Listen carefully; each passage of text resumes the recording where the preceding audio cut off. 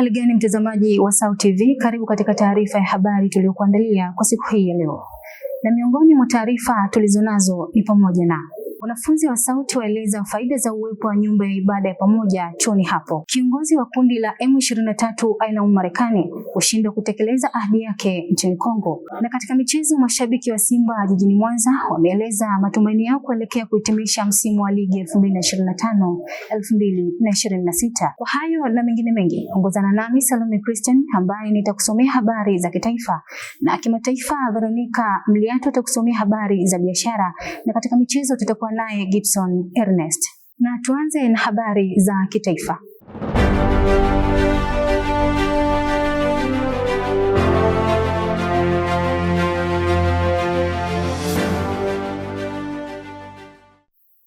Baadhi ya wanafunzi wa Chuo Kikuu cha Mtakatifu Agustino kampasi kuu ya Mwanza wameeleza faida ya uwepo wa nyumba ya ibada ya pamoja chuoni hapo, kuwa inasaidia kuimarisha uhuru wa ibada na ukuaji wa kiroho bila kujali tofauti za dini. Wakizungumza na SAUT TV habari, wanafunzi hao wametoa pongezi kwa uongozi wa chuo kutoa uhuru wa kuabudu kwa kila mmoja.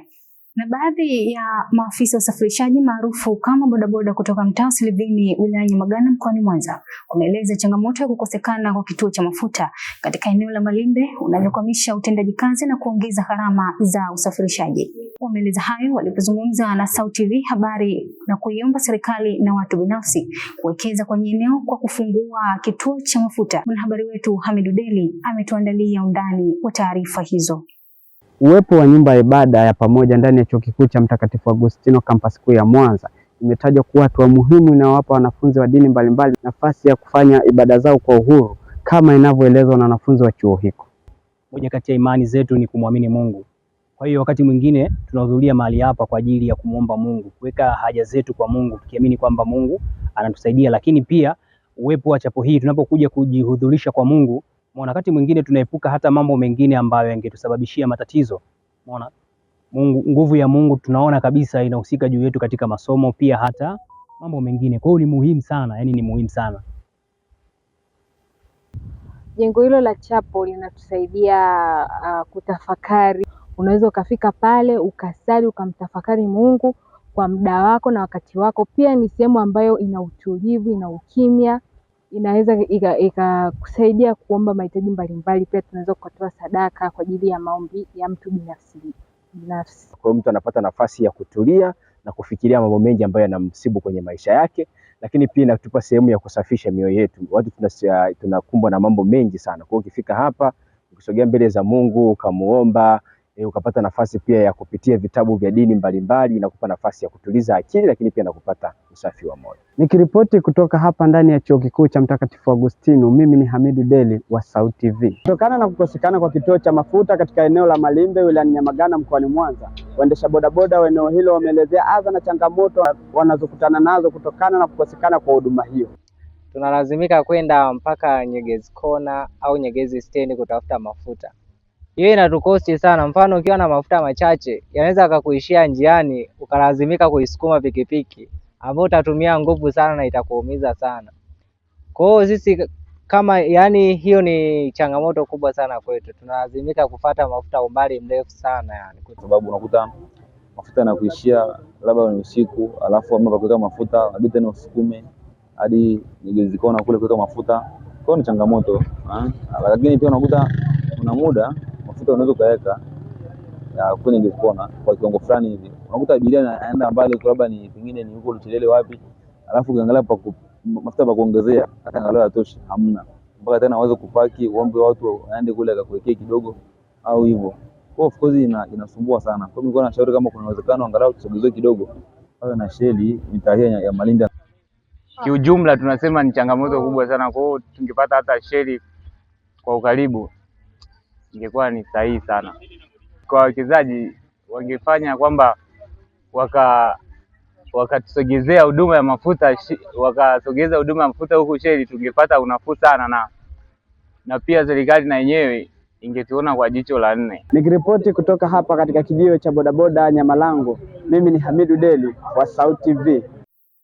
Na tusafiri sasa mpaka makao makuu ya nchi Dodoma, ambapo Waziri wa Afya Mohamed Mchengerwa ametoa bajeti ya wizara hiyo na kueleza baadhi ya changamoto zinazoikabili Tanzania, miongoni mwake ikiwa ni afya ya akili. Aidha, Mchengerwa ametoa rai kwa wananchi kuwa na utaratibu wa kupima afya zao ili kuepuka magonjwa kama afya ya akili, hasa msongo wa mawazo na sonona. Mwanahabari wetu Angelise Tewele ametuandalia undani wa taarifa hiyo.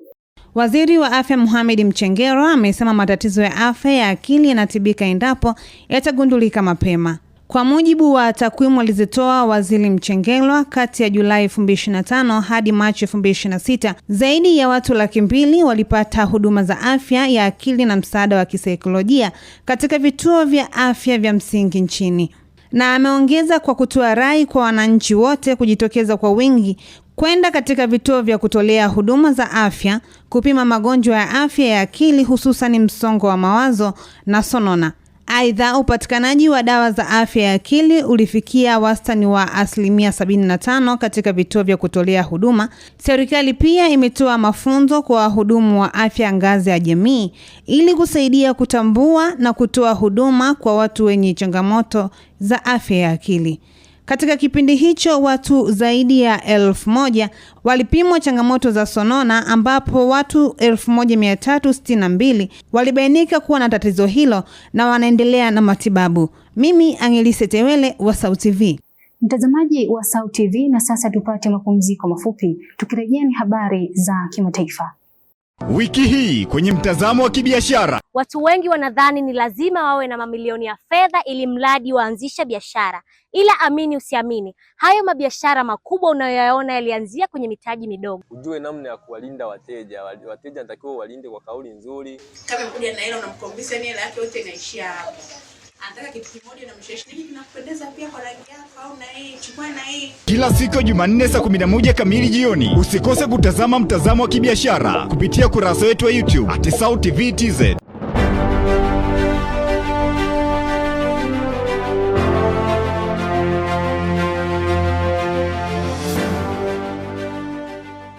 Karibu tena mtazamaji wa SAUT TV. Hivi sasa ni wakati wa kuiangazia yale yaliyotokea nje ya mipaka ya Tanzania. Kundi la waasi wa M23 limeishutumu Marekani kwa kushindwa kutekeleza wajibu wake kama mpatanishi katika juhudi za kusitisha mzozo unaoendelea mashariki mwa nchi hiyo yenye utajiri mkubwa wa madini. Malalamiko hayo yametolewa kupitia barua iliyotumwa na Waziri wa Mambo ya Nje wa Marekani Marco Rubio kutoka kwa kiongozi wa M23 Corneille Nangaa, ambaye ameshutumu Washington kwa kushindwa kuishinikiza serikali ya Kinshasa kuhusu madai ya ukiukwaji wa makubaliano ya amani. Na Iran imetuma rasmi majibu yake kuhusu mapendekezo ya Marekani yanayolenga kukomesha vita vinavyoendelea baina ya Tehran, Marekani na Israel. Na Iran imetuma rasmi majibu yake kuhusu mapendekezo ya Marekani yanayolenga kukomesha vita vinavyoendelea baina ya Tehran, Marekani na Israel. Hatua hiyo inachukuliwa kuwa sehemu muhimu ya juhudi za kidiplomasia za uanzishwaji wa mazungumzo mapya kuhusu usalama wa kikanda na mpango wa nyuklia wa Iran. Mwandishi wetu Alexander Mogolo anaeleza kwa kina taarifa hizo za kimataifa. Waasi wa muungano wa M23 katika nchi ya Jamhuri ya Kidemokrasia ya Kongo wameituhumu Marekani kwa kushindwa kutekeleza wajibu wake kama mpatanishi katika juhudi za kusitisha mzozo unaoendelea mashariki mwa nchi hiyo yenye utajiri mkubwa wa madini. Malalamiko hayo yalitolewa kupitia barua iliyotumwa kwa Waziri wa Mambo ya Nje wa Marekani Marco Rubio kutoka kwa kiongozi wa M23 Corneille Nangaa, ambaye alishtumu Washington kwa kushindwa kuishinikiza serikali ya Kinshasa kuhusu madai ya ukiukwaji wa makubaliano ya amani. Barua hiyo ambayo ilionekana na shirika la Jamhuri la Associated Press siku ya Jumamosi ilisainiwa na muungano wa Congo River Alliance unaojumuisha kundi la waasi la M23 linalodaiwa kuungwa mkono na Rwanda. Marekani imekuwa mstari wa mbele katika juhudi za upatanishi kati ya demokrasia ya Kongo na Rwanda, ambapo nchi hizo mbili zilisaini makubaliano ya amani yaliyolenga kumaliza mzozo wa muda mrefu mashariki mwa Kongo. Makubaliano hayo yalitarajiwa kuweka mfumo wa ushirikiano wa kiusalama na kiuchumi kati ya nchi hizo tatu, pamoja na kufungua njia ya uwekezaji katika sekta ya madini adimu ambayo Marekani imeonyesha nia kubwa ya kuyapata kwa kampuni zake. Katika hatua hiyo, Rais wa Marekani Donald Trump aliwasifu Rais Felix Tshisekedi wa Kongo na Rais Paul Kagame wa Rwanda kwa kushiriki katika makubaliano hayo, huku akiendelea kueleza kwa mara kuwa juhudi zake zimechangia maendeleo ya amani katika eneo hilo. Hata hivyo, hali ya kiusalama mashariki mwa Kongo imeendelea kuwa tete, huku waasi wa M23 na serikali ya Kinshasa wakituhumiana kwa kukiuka masharti ya makubaliano ya amani yaliyosainiwa chini ya usimamizi wa Marekani. Katika barua hiyo, waasi hao pia waliikosoa Marekani kwa kuweka vikwazo dhidi ya watu wanaodaiwa kuwapinga viongozi walioko madarakani mjini Kinshasa, hatua walioieleza kuwa inaonyesha upendeleo katika usuluhisho huo. Kauli hiyo ilirejelea vikwazo vya hivi karibuni vilivyowekwa dhidi ya rais wa zamani wa Kongo Joseph Kabila kwa madai ya kufadhili waasi, pamoja na vikwazo vya mwezi Machi dhidi ya waasi wa jeshi la Rwanda wanaotuhumiwa kuunga mkono wa Rwanda. Irani imesema kuwa imetuma rasmi majibu yake kwa mapendekezo ya Marekani yanayolenga kukomesha vita vinavyoendelea kati ya Tehran, Marekani na Israeli. Hatua hiyo inaonekana kuwa sehemu ya juhudi za kidiplomasia za kuanzisha mazungumzo mapya kuhusu usalama wa kikanda na mpango wa nyuklia wa Iran. Waziri Mkuu wa Pakistan Shehbaz Sharif alisema serikali yake imepokea majibu kutoka kwa Iran kutokana na nafasi ya Pakistan kama mpatanishi katika mgogoro huo. Hata hivyo, hakutoa maelezo kuhusu yaliyomo kwenye ujumbe huo wala kuthibitisha ikiwa tayari umewasilishwa kwa Marekani. Marekani pia haijatoa taarifa rasmi kuhusu maudhui ya mapendekezo yake, lakini ripoti mbalimbali zinaonyesha kuwa mpango huo umejengwa juu ya makubaliano ya vipengele 14 vinavyoweza kufungua njia ya mazungumzo kuhusu matarajio ya nyuklia ya Irani. Kwa mujibu wa ripoti ya Axios, waraka wa Marekani wenye ukurasa mmoja unajumuisha masharti kama kusimamishwa kwa urutubishwaji wa nyuklia wa Iran, kuondolewa kwa baadhi ya vikwazo vya kiuchumi, pamoja na kurejeshwa kwa usafiri huru wa kimataifa katika mlango bahari wa Hormuz. Ripoti hiyo ilinukuu maafisa wawili wa Marekani na vyanzo vingine viwili vilivyodai kuwa taarifa kuhusu mazungumzo hayo. Vyanzo hivyo vilisema kuwa masharti mengi yaliyowekwa katika waraka huo yatatekelezwa tu iwapo makubaliano ya mwisho yatafikiwa kati ya pande husika. Shirika la habari la Iran ISNA liliripoti kuwa majibu ya Tehran yanazingatia umuhimu wa kukomesha vita pamoja na kuhakikisha usalama wa usafiri wa bahari katika Ghuba ya Uajemi na mlango bahari wa Hormuz, eneo muhimu kwa biashara ya mafuta duniani. Katika kipindi cha mgogoro huo, Irani imeendelea kufunga sehemu ya njia ya maji ya Hormuz, hali iliyochangia kupanda kwa bei ya mafuta katika soko la dunia. Marekani nayo imeongeza shinikizo kwa Irani kupitia vizuizi vya bahari, hatua ambayo Tehran imeitafsiri kama uchokozi wa kiuchumi. Rais wa Iran Masoud Pezeshkian amesema kuwa hivi karibuni kwamba Irani haitasalimisha msimamo wake mbele ya maadui wake, huku akisisitiza kuwa mazungumzo yoyote yatakayofanyika hayapaswi kuchukuliwa kama ishara ya kujisalimisha ama kurudi nyuma kwa taifa hilo. Kwa upande mwingine, Rais wa Marekani Donald Trump amesema kuwa anaamini vita hivyo vitaisha haraka, huku Waziri Mkuu wa Israel Benjamin Netanyahu akisisitiza kuwa Irani lazima iondoe akiba yake ya urani iliyorutubiwa kabla ya vita hivyo kuweza kutangazwa rasmi kuwa vimefika mwisho. Alexander Mogolo, SAUT TV. Shukrani sana Alexander Mogolo kwa taarifa hizo za kimataifa. Tupate mapumziko mafupi, tukirejea tutaungana na Veronica Mliatu atakusomea habari za biashara. Endelea kusalia nasi.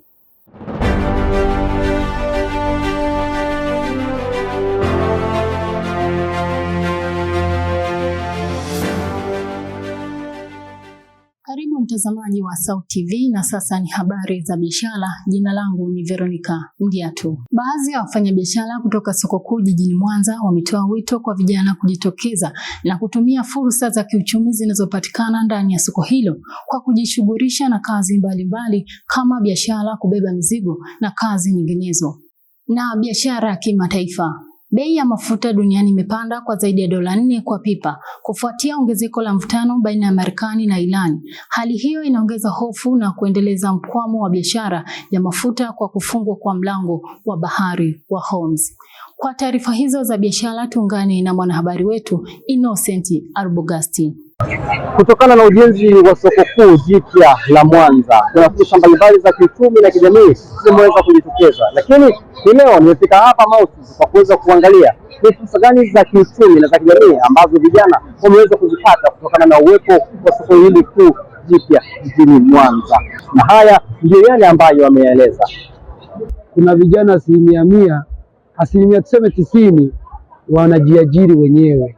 Lakini wanapokuja kwenye soko kuu wanaanzisha biashara ndogo ndogo, kwa mfano kama kuuza matunda, kwa mfano kama kuuza nafaka, kuuza bidhaa mbalimbali ambazo zinapatikana ndani ya soko kuu. Kwa hiyo kuwa ndani ya soko kuu kunaleta fursa kwa vijana wengi, ambapo vijana wengi wanatoka kwenye njia ya ujanja ya mtaani, waenda kukaba, waenda kufanyaje. Mtu mwingine anakosa kazi, mwingine anauza ndizi, yuko chuo kikuu lakini humo anauza ndizi, anauza tikiti maji. Anapofika huko sokoni atapata fursa ya kwanza, ataweza kaambiwa naomba unisaidie labda kubeba gunia moja kwenda ndani, shilingi ngapi? 500. Kwa hiyo kama ni magunia 10 tayari ana shilingi ngapi? Hata kama ni mabinti wanaona labda wamemaliza hata mafunzo mbalimbali, hawana vibarua, wanaweza kaingia huko soko, anampa kazi ya kuchambua maharage kwa siku, labda akatembea na 2500. Anaweza kapewa kazi labda ya kuchambua vitunguu hata maganda ya juu kutoa tu, kwa siku akapewa 5000. Wamekuja huko wamefanya kazi, usiza hata wauza njegere kama huyu hapa pale mbugani alikuwa na nafasi, lakini amekuja hapa amepata nafasi na jinsia zake njegere. Kwa sasa kama sisi vijana fursa nimekuwa asilimia kubwa kama sisi vijana ambao walikuwa na uwezo wa kupata meza huku ilikuwa ni asilimia ndogo sana. Pia tunashukuru soko letu sana limekuja huku na tunapata fursa, bodaboda wamepata fursa, machinga wamepata fursa. Lakini mwenyekiti wa soko alikuwa na haya ya kueleza. Lakini leo hii tunafanya biashara 1464. Kwa hiyo baada ya soko hili kufanya biashara kama vile meza, bizimba. Kama kwenye upande wa kuku kulikuwa na meza 14. Leo hii kwenye soko la kuku kuna meza 41. Unaona hiyo? Kwa hiyo 41 kutoka 14 utapata hesabu yake kamili. Kwenye biashara ndogo kuna meza 100 ambazo hazikuwepo hizo. 167 ambao zipo na wamepewa wote wakiwemo na walemavu 13. Hiyo ni fursa kubwa. Alafu kwenye upande mwingine kwenye meza za kawaida hizi mboga, nafaka vile zimeongezeka.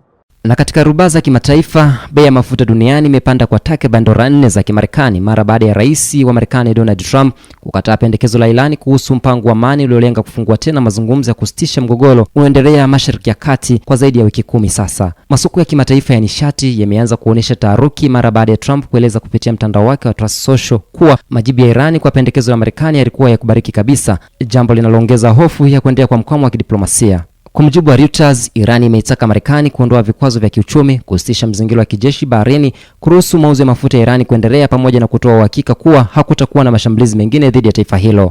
Iran pia imesitiza kutambuliwa kwa mamlaka yake ya juu ya mlango bahari wa Hormuz, eneo ambalo lina mchango mkubwa katika usafirishaji wa mafuta na gesi asilia duniani, huku ikitaka fidia kwa uharibifu uliosababishwa na vita hivyo. Wachambuzi wa masoko wanasema kuendelea kwa mgogoro huu unaifanya sekta ya nishati duniani kuwa katika hali ya sintofahamu, kwani wawekezaji na wafanyabiashara wa mafuta wanaendelea kufuatilia kwa karibu maendeleo ya kisiasa kati ya Washington na Tehran. Taarifa za usafirishaji wa baharini zinaonyesha kuwa shughuli za meli katika mlango bahari wa Hormuz zimepungua kwa kiasi kikubwa tangu kuanza kwa mgogoro huo Februari 28, huku baadhi ya meli za mafuta zikidaiwa kuzima mifumo yao ya ufuatiliaji ili kupunguza hatari ya kushambuliwa. Kuendelea kuwa hali hiyo kunaweza kuongeza gharama za usafirishaji, uzalishaji na maisha katika mataifa mbalimbali duniani, hasa yale yanayotegemea mafuta kutoka Mashariki ya Kati, huku shinikizo likiongezeka kwa viongozi wa dunia kutafuta suluhisho la haraka la kidiplomasia kabla ya uchumi wa dunia kuathirika zaidi.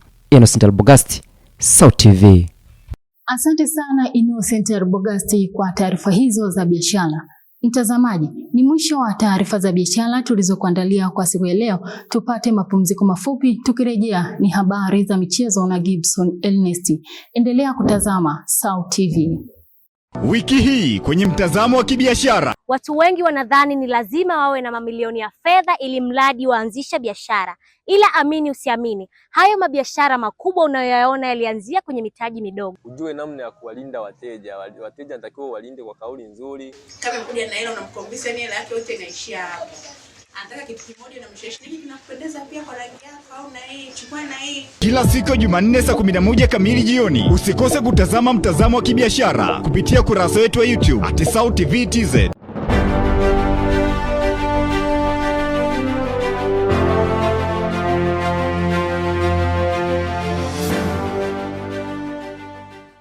Ni matumaini yangu mzima wa afya, mwanamichezo mwenzangu. Karibu katika habari za michezo. Jina langu ni Gibson Ernest.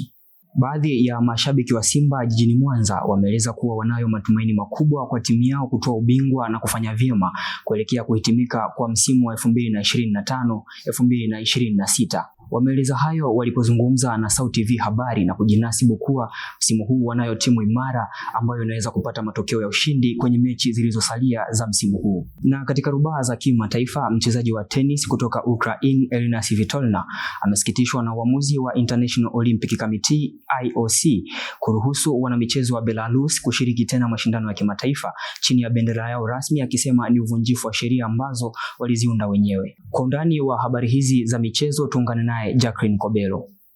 Kutokana na mwendelezo mzuri wa matokeo wanaonyesha Simba hivi sasa, nimezungumza na mashabiki wa Simba Sports Club kutoka jiji la Mwanza, Malimbe, na wao walikuwa na machache ya kueleza. Naitwa Zablon Juma, ni mdau wa michezo na lakini pia ni shabiki wa Simba. Kwa kweli performance ya timu ya Simba kwa sasa inatia hamasa sana kwa kwetu sisi wana Simba. Tumeshuhudia hata juzi wametoka kupewa tuzo ya klabu bora ya msimu 2025, lakini kuelekea 2026-2027 msimu wa michezo tunaamini kwamba timu yetu itaendelea kuwa kuimarika zaidi. Naitwa Melda, ni mwana Simba au mnyama, na matumaini huko tunapoelekea Simba itakuwa timu nzuri na itatupatia matokeo mazuri na bora zaidi. Kwa Ibrahim Leonard, timu yetu imeamka na imeonyesha faraja, na hata sisi mashabiki imetupa haueni ambapo tunaweza tukasema kwamba next season lazima ubaya ubwela utarudi vizuri sana. Na katika michezo kimataifa, uamuzi wa International Olympic Committee kuruhusu wanamichezo wa Belarus kushiriki tena mashindano ya kimataifa chini ya bendera yao umeibua mjadala mkubwa. Hatua hii imefuatia vikwazo vya mwaka 2022 baada ya vita kati ya Ukraine na Urusi, ambapo Belarus ilihusishwa kuunga mkono operesheni hiyo. IOC imesisitiza kuwa michezo inapaswa kuwa huru na siasa. Hata hivyo, mchezaji wa tennis wa Ukraini Elina Svitolina amepinga uamuzi huo, akieleza kuwa vita bado inaendelea na athari zake ni kubwa. Anaona kuwa kuruhusu Belarus kurejea ni kupuuza hali halisi, na ameendeleza msimamo wake wa kutosalimiwa na wachezaji kutoka nchi hizo kama ishara ya kupinga. Uamuzi huo umeleta mgawanyiko ndani ya michezo ya kimataifa, baadhi ya mashirikisho yakiunga mkono IOC kulinda haki za wanamichezo, huku wengine wakipinga kwa misingi ya maadili. Kwa mtazamo wa uongozi, swala hili inaonyesha changamoto ya kutokuwepo kwa sera ya pamoja na mvutano kati ya haki za wachezaji na uwajibikaji wa kimataifa wakati wa migogoro. Jacqueline Kobelo, Sauti TV. Asante sana Jacqueline Kobelo kwa taarifa hizo za michezo.